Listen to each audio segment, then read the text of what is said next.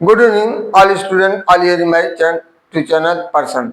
तो सभी श्रोताओं को मेरा शाम का नमस्कार और सभी श्रोताओं से मेरा विनम्र निवेदन है, चैनल पर नए हैं तो चैनल को सब्सक्राइब, लाइक एवं फॉलो करना ना भूलें।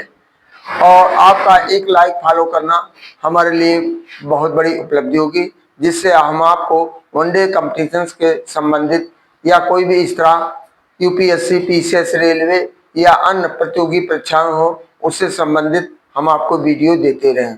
इस समय डिटेल में दे रहे हैं, फिर संक्षिप्त में आपको देंगे। तो इस तरह हमारा पहला और आपसे एक निवेदन और है कि हमारे वीडियो को अंत तक जरूर देखें, तभी आपको सही आनंद मिलेगा, सही जानकारियां भी मिलेगी। तो प्रत्येक दिन की तरह हम आप लोगों को मोटिवेशनल वाक्य को देते हैं और उससे पहले आप निवेदन करना चाहते हैं तो हमारा भी एक छोटा सा विद्यालय यहाँ इंग्लिश ग्रामर एकेडमी के नाम से आज भी पब्लिक स्कूल के नाम से रगड़गंज पर चलता है। तो बहुत भड़काऊ तो नहीं है, लेकिन शिक्षा की गारंटी है, उसके लिए मेरा पूरा विश्वास है। तो आप सभी अभिभावकों से मेरा निवेदन है कि यदि एक बार सेवा का अवसर दें, फिर आप देखें आगे क्या होगा। तो अब इसी के साथ हम अपना पहला मोटिवेशनल वाक्य दे रहे हैं। समय चाहे पक्ष में हो या विपक्ष में, समय चाहे पक्ष में हो या विपक्ष में, स्वाभिमान से कभी समझौता नहीं करनी चाहिए। स्वाभिमान से कभी समझौता नहीं करनी चाहिए। दूसरा इंग्लिश में दिया, your greatest weapon is your mind. तुम्हारा सबसे बड़ा हथियार तुम्हारा मस्तिष्क है। Train it to see opportunities not obstacles. तीसरी है, संगत आपको ऊंचा उठा भी सकती है और यह आपको ऊंचाइयों से गिरा भी सकती है। संगत आपको ऊंचा उठा सकती है और ऊंचाइयों से आपको नीचा गिरा सकती है। इसलिए संगत अच्छे लोगों से करें, जैसी संगत वैसी मंगत। इस तरह बुरे व्यक्ति के साथ आप रहेंगे तो बुराई ही सीखेंगे, अच्छे व्यक्ति के संगत में तो आपको अच्छा ही है। तो इसलिए आपको अच्छे व्यक्ति के साथ रह करके उसके गुणों संस्कारों को सीखना चाहिए।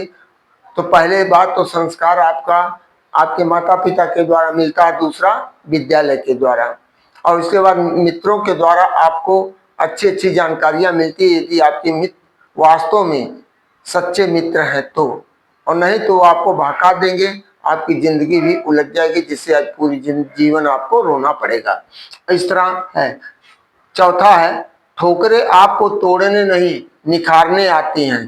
ठोकरें आपको तोड़ने नहीं निखारने आती है। गिरने से मत डरो, गिरने से मत डरो, क्योंकि उड़ने का असली सुकून सिर्फ वही जानते हैं जिन्होंने कभी जमीन देखी है। जिन्होंने जो जमीन से उठकर जिसने मुसीबत झेला है वही आगे चलकर के सब कुछ हासिल कर सकता हो, वही परेशानियों को समझ सकता है। पांचवा अंतिम है, दोस्त ही है जो हाल पूछते हैं। दोस्त ही है जो हाल पूछते हैं, वरना बच्चे वसीयत पूछते हैं और रिश्ते हैसियत पूछते हैं, और रिश्ते हैसियत पूछते हैं। जैसे आपके दिन खराब हो गया तो आपको कोई पूछने वाला नहीं मिलेगा।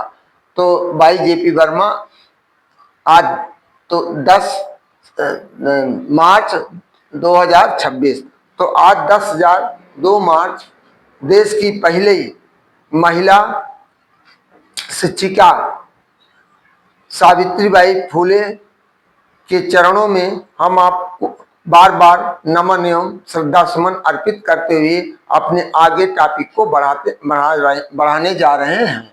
तो हमारा आज का भी है, सभी प्रतियोगी परीक्षाओं के लिए प्राचीन भारतीय इतिहास से संबंधित महत्वपूर्ण तथ्य। पहला, राजपूत चंद्रप्रदायी के पृथ्वीराज रासों के अग्निकुंड सिद्धांत के अनुसार 4 राजपूत कुल जानकारी प्राप्त होती है, जिसमें प्रतिहार एक, दूसरा परमार, तीसरा चालुक्य और चौहान वंश के हैं। इसी काल में मुस्लिम हमलों से सीमाओं की सुरक्षा में राजपूत राजाओं ने महत्वपूर्ण भूमिका निभाई थी। और इसी के राजपूत शासनों काल के दौरान में मुस्लिम हमलाकारों ने भारत पर आक्रमण किया, जिसमें कारण राजपूत राजवंशों ने भारत को यानी सभ्यता और संस्कृति बचाने के लिए महत्वपूर्ण भूमिका निभाई थी। तो दक्षिण भारत भारतीय राज्यों में मुख्य थे। राष्ट्रकूट वंश का संस्थापक दंतदुर्ग, पल्लव वंश का संस्थापक सिंह विष्णु, चोल वंश के संस्थापक विजयालय। और इस तरह एक सूची के द्वारा हम आपको प्रस्तुत करने जा रहे हैं इस काल के प्रमुख राजवंश, राज्य, राजधानियां और संस्थापक। तो यहाँ देखिए हमने सूची के द्वारा जो आपको बनाया है, तो यहाँ क्रम संख्या डाला है, क्रम संख्या राज्य और राजधानियां और संस्थापक। तो चोल, पहला राज्य चोल है, इसका राजधानी तंजौर थी और इसको विजयालय ने स्थापित किया था। दूसरा राष्ट्रकूट, इसका मान्यखेत, कहाँ था इसकी राजधानी? मान्यखेत, इसे दंत दुर्ग ने बनाया था। तीसरा पल्लव, कांचीपुरम, राजधानियां कांचीपुरम सिंह विष्णु ने स्थापित किया था। चौथा चालुक्य बेगी, या इसका स्थान बेगी है राजधानी, और विष्णुवर्धन ने किया था। पांचवा चालुक्य बतापी, चालुक्य में दो है, एक बेगी दूसरा बतापी, इसका बतापी था। और जयसिंह प्रथम इसके संस्थापक थे। छठवां है कालचुरी वंश त्रिपुरी, और इसके हैं कीकल। सतवां है प्रतिहार, इनका उज्जैन आबलिक कन्नौज, दो जगह इनकी राजधानियां थी, इसको हरिश्चंद्र ने स्थापित किया था। आठवां है पाल वंश, ये मुंगेर, इनका राजधानी मुंगेर थी और गोपाल ने इसे स्थापित किया था। नौवां वाकाटक, और इसकी राजधानी नंदवर्धन और विंध्य शक्ति ने इसे स्थापित किया था, वाकाटक। फिर 10वां है परमार राज्य, और इसका राजधानी उज्जैन धारा, इसको उपेंद्र कृष्णराज ने स्थापित किया था। 11वां है चंदेल, खजुराहो, ननकू। 12वां है गढ़वाल, इसकी राजधानी कन्नौज, चंद्रदेव। 13वां है सोलंकी अहिलवाड़, मूल राज प्रथम ने स्थापित किया था। इसके बाद 14वां चौहान राज, अजमेर, इनकी कहाँ थी राजधानी? अजमेर, वासुदेव। 15वां सेन, फिर इनका राजधानी काशीपुर लखनऊती, इसको सामंत सेन ने स्थापित किया था। 16वां है शाही वंश उद्भाड़, और इसको कल्लर ने किया था। और 17वां अंतिम है कल्यापी के चालुक्य, मान्यखेत विजयादित्य ने किया था।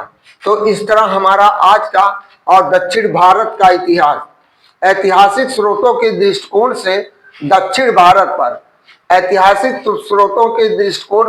भारत पर प्रचुर सामग्री उपलब्ध नहीं है। डॉक्टर नीलकंठ शास्त्री ने, कौन? डॉक्टर नीलकंठ शास्त्री ने दक्षिण भारत के इतिहास पर प्रामाणिक शोध कार्य किए हैं। मेगास्थनीज की इंडिका, अशोक के 13वें शिलालेख तथा संगम साहित्य तमिल से प्राप्त होता है। मौर्यों के समकालीन दक्षिण में चोल, चेर, पांडव एवं साते पुत्र का परिचय मिलता है। दक्षिण भारतीय राज्यों में सबसे बड़े साम्राज्यों उपलब्धियों का निर्माण चोल वंश ने किया था। दक्षिण भारत में सबसे बड़ा निर्माण किसने किया था? चोल वंश ने किया था। चोलों में राजेंद्र प्रथम महानतम सम्राट हुए। चोलों में कौन हुआ? राजेंद्र प्रथम महानतम सम्राट हुए। पंचायतों को स्वायत्तता एवं शक्तिशाली नौसेना चोलों की विशेषता थी। चोलों की विशेषता क्या थी? पंचायतों को स्वायत्तता एवं शक्तिशाली नौसेना, ये चोल की विशेषता थी। चोल वंश के शासकों को शैव धर्म का संरक्षण दिया। चोल वंश के शासकों ने शैव धर्म का संरक्षण दिया तथा तंजौर में बृहदेश्वर जैसे विश्व प्रसिद्ध मंदिर का निर्माण कराया। दक्षिणी पूर्वी एशिया के अनेक द्वीपों पर कब्जा करके महान साम्राज्य का निर्माण किया। दक्षिण भारतीय वंशों में सातवाहन, चालुक्य, राष्ट्रकूट एवं पल्लव वंश मुख्य हैं। राष्ट्रकूटों द्वारा एलोरा का कैलाश तथा पल्लव वंश के द्वारा महाबलीपुरम तमिलनाडु के मंदिर यूनेस्को की सूची में शामिल है। इसी बीच के दौरान इस्लाम के महान सिद्धांतों पर एकेश्वरवाद एवं भ्रातृत्ववाद पर आधारित मुस्लिम राज्य का उदय एवं विकास भारत पर आया। 636 ईसा पूर्व में हमलों के रूप में शुरू होकर क्रमशः 712 ईस्वी में आया, जिसका प्रभाव खलीफा उमर के समय से ही भारत पर 636 ईसा पूर्व से हमलों के रूप में शुरू होकर के क्रमशः 712 ईस्वी मोहम्मद बिन कासिम ने 1000 से 1027 तक इसने 17 बार हमला किया। मोहम्मद बिन कासिम का उद्देश्य था भारत की अपार संपदा, खनिज संपदा को देख करके, यहाँ की धन वैभव को देख करके वह बार बार आक्रमण करता था, लूट करके लेकर चला जाता था। उसका उद्देश्य यहाँ राज्य स्थापित नहीं करता था। लेकिन मोहम्मद गोरी जो आया जब, तो उसका वह आक्रमण किया और पृथ्वीराज से 2 युद्ध लड़ा उसने। पहला 1191 में तराइन का प्रथम युद्ध लड़ा जिसमें वो हारा, और दूसरा युद्ध 1192 में लड़ा और पृथ्वीराज चौहान उसमें हारे, और वहीं से उसने अपने राज्य को स्थापित किया। तो 17 बार हमला किए। महमूद गजनवी तथा 1175 ईस्वी से 1206 ईस्वी के मध्य मोहम्मद गोरी के रूप आता है, और इतिहासकार 1192 ईस्वी में तराइन के द्वितीय युद्ध में पृथ्वीराज द्वितीय की पराजय को बतलाते हैं, और एवं गोरी के विजय से ही आगे मध्यकाल को माना जाता है। यहीं से मुस्लिम साम्राज्य की स्थापना होती है। तो यहीं से मध्यकालीन भारत शुरू हो जाता है। कल के वीडियो में हमारा यहीं से शुरू होगा। तो आप सभी श्रोताओं से हमारा विनम्र निवेदन है कि आप एक सिस्टमेटिक ढंग से आप देखते रहेंगे तो आपको सही रूप से जानकारियां इतिहास से संबंधित हम आपको पूर्ण रूप से देंगे। इसके बाद आपको वनडे कंपटीशन से संबंधित, वो चाहे साइंस हो, ज्योग्राफी हो और जीएस से संबंधित करंट अफेयर हो, हम आपको हर वीडियो में आगे आगे चलकर देते रहेंगे। इन्हीं शब्दों के साथ आप सभी श्रोताओं को उज्जवल भविष्य की कामना करते हुए अपने वाणी को विराम देते हैं। थैंक यू, धन्यवाद, गुड नाइट।